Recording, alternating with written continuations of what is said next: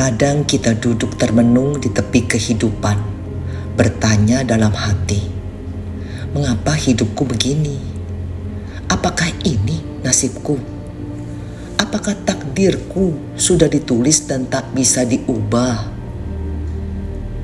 Saat badai datang bertubi-tubi, saat doa terasa menggantung di langit yang bisu, kita tergoda untuk menyerah pada pemikiran bahwa mungkin semua sudah ditentukan dan tidak ada jalan lain, tidak ada harapan baru.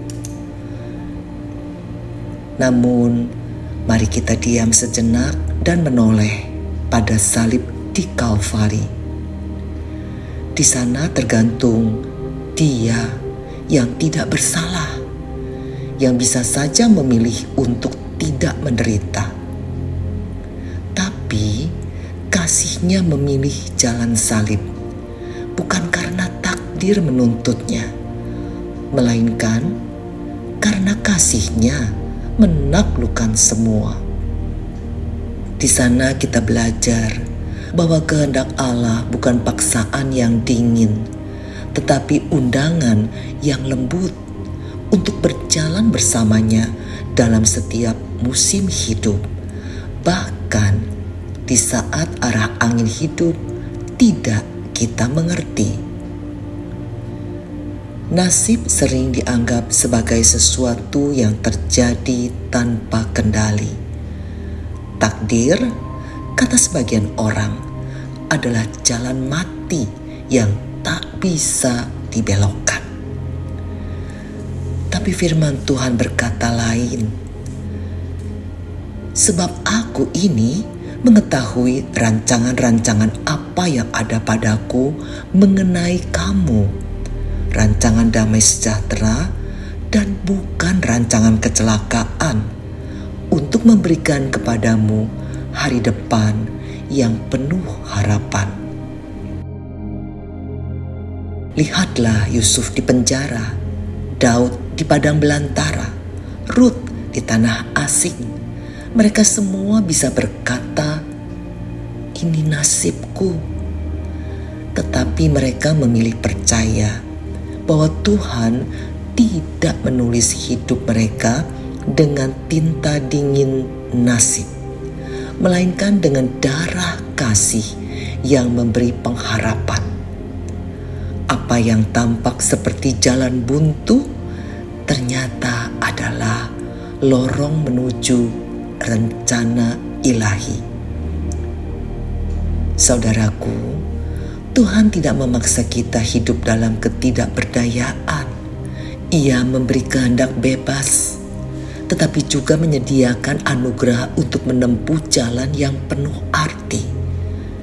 Kita boleh memilih untuk menyerah pada nasib atau mempercayai bahwa bersama Tuhan takdir bukan akhir, melainkan awal dari karyanya yang indah dalam hidup kita.